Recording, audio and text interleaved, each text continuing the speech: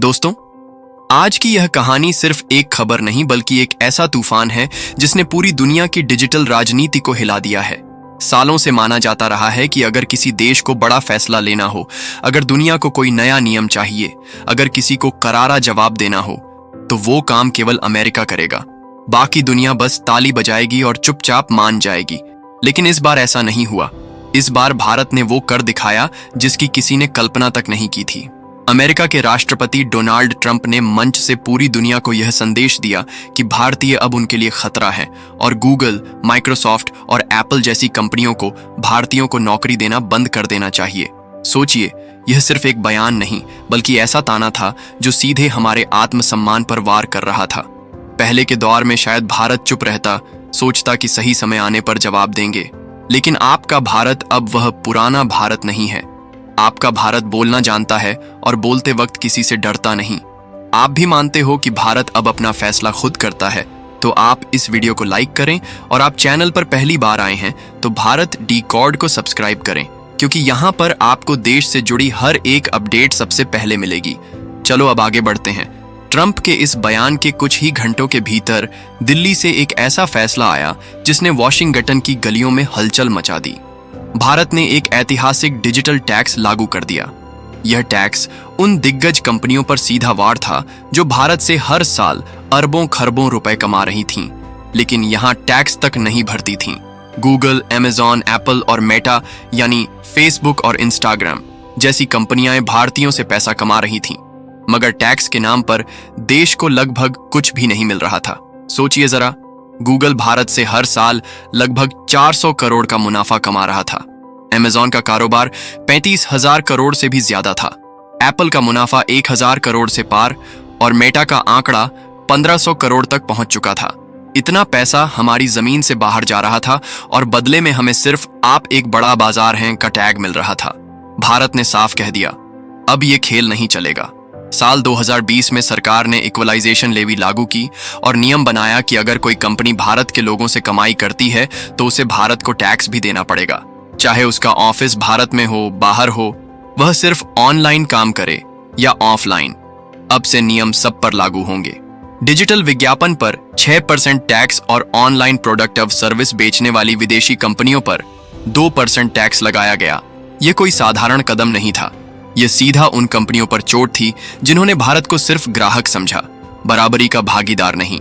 यह टैक्स दरअसल भारत का वो मास्टर स्ट्रोक था जिसने दुनिया को सोचने पर मजबूर कर दिया कि भारत अब सिर्फ यूजर नहीं, नियम बनाने वाला देश है।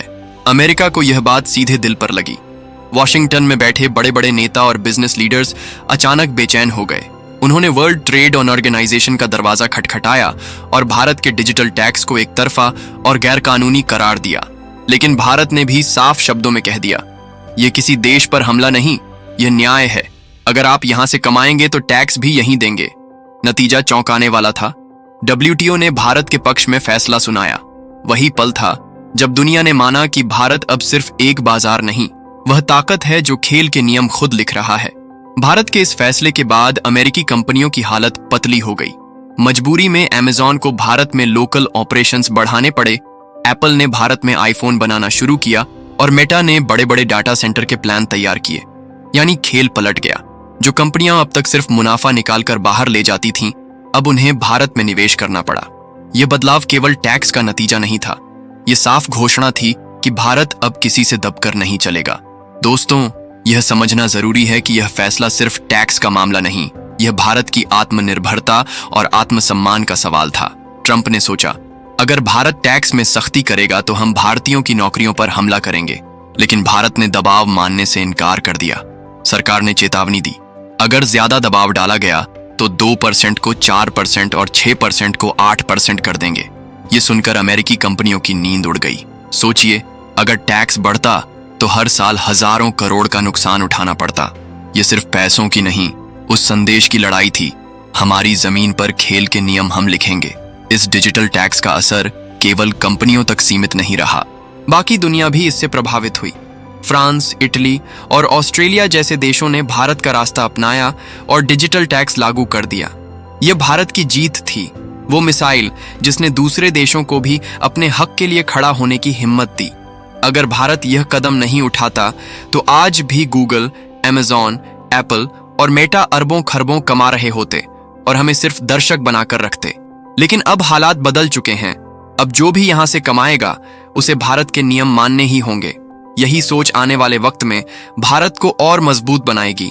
यही सोच दुनिया को बताती है कि भारत अब किसी भी ताकत के आगे झुकने वाला नहीं। आज भारत में 70 करोड़ से ज्यादा लोग इंटरनेट इस्तेमाल कर रहे हैं और आने वाले कुछ सालों में यह आंकड़ा 100 करोड़ के पार जाएगा। यह बाजार किसी सोने की खान से कम नहीं और इस खान के नियम अब भारत खुद तय कर रहा है। इसी कारण कंपनियां मजबूरी में यहां निवेश बढ़ा रही हैं, चाहे एप्पल की फैक्ट्रियां हों, अमेजॉन के लोकल ऑपरेशन हों या मेटा के डाटा सेंटर, सब भारत की नई ताकत का सबूत है। दोस्तों, यह कहानी सिर्फ एक टैक्स की नहीं, उस बदलाव की है जो भारत की आर्थिक नीति में आया है, उस आत्मविश्वास की है जिसने हमें दुनिया के सामने सीना ठोक कर खड़े होने की ताकत दी है। जब कोई देश अपने संसाधनों की कीमत खुद तय करे, अपनी जमीन पर अपने नियम लागू करे, तभी वह सच्चे मायनों में स्वतंत्र होता है। भारत ने साबित कर दिया कि अब वह द्वार खत्म, जब हमें केवल बाजार समझा जाता था। अब सवाल यह है, क्या लड़ाई यहीं खत्म होगी? क्या अमेरिका पलटवार करेगा या मान लेगा कि भारत अब वो पुराना भारत नहीं? क्या आने वाले वक्त में भारत और कड़े फैसले लेगा? सवाल हर किसी के मन में है, पर एक बात साफ है, भारत अब सिर्फ सुनने वाला नहीं, बोलने वाला देश बन चुका है और उसकी आवाज दुनिया भर में गूंज रही है। अगर इस पूरी कहानी को एक लाइन में समेटें, भारत ने दुनिया को बता दिया है कि हम सिर्फ बाजार नहीं, बाजीगर हैं। सालों तक विदेशी कंपनियां हमारी जमीन से अरबों खरबों का मुनाफा कमाती रहीं, हमारे टैलेंट से टेक्नोलॉजी की इमारतें खड़ी करती रहीं, लेकिन बदले में हमें कुछ नहीं देती थीं। हमें केवल उपभोक्ता, यूजर, ग्राहक समझा जाता था। पर डिजिटल टैक्स लगाकर भारत ने दिखा दिया, जमाना बदल चुका है। यह फैसला केवल टैक्स नहीं, उस आर्थिक क्रांति का संकेत है जो आने वाले वर्षों में भारत को और बड़ी शक्ति बनाएगा। यह सख्त नियम से अधिक एक मास्टर स्ट्रोक था जिसने अमेरिका जैसे महाशक्तिशाली देश को भी झुकने पर मजबूर किया। जो कंपनियां भारत से कमाई करती थीं लेकिन बदले में कुछ नहीं देती थीं, अब उन्हें टैक्स भी देना पड़ा और भारत में निवेश भी करना पड़ा। इसी वजह से एप्पल को यहां आईफोन बनाने पड़े, अमेजॉन को लोकल ऑपरेशंस बढ़ाने पड़े और मेटा को डाटा सेंटर के प्लान बनाने पड़े। यह जीत सिर्फ भारत की नहीं, हर उस देश की है जो अपने हक के लिए खड़ा होने की हिम्मत रखता है। भारत ने रास्ता दिखाया और फ्रांस, इटली, ऑस्ट्रेलिया जैसे देशों ने भी डिजिटल टैक्स लागू किया। यानी भारत अब केवल एक देश नहीं, एक लीडर है जो दुनिया को दिशा दिखा रहा है। आज भारत 70 करोड़ से अधिक इंटरनेट यूजर्स के साथ डिजिटल दुनिया की बड़ी ताकत है और जल्द ही यह संख्या 100 करोड़ से पार जाएगी। ऐसे में यह टैक्स सिर्फ सरकार की कमाई नहीं, एक स्पष्ट संदेश है।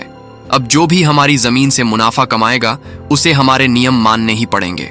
दोस्तों, ये कहानी सिखाती है, जब कोई राष्ट्र अपने आत्मसम्मान और आत्मनिर्भरता के लिए खड़ा होता है, पूरी दुनिया उसकी ताकत मानने को मजबूर होती है। भारत ने ट्रंप के बयान का जवाब भाषण से नहीं, फैसले से दिया और यही नया भारत है जो किसी से दबकर नहीं, डट कर खेलता है। तो निष्कर्ष साफ है, ये केवल डिजिटल टैक्स नहीं बल्कि भारत की डिजिटल क्रांति का बिगुल है।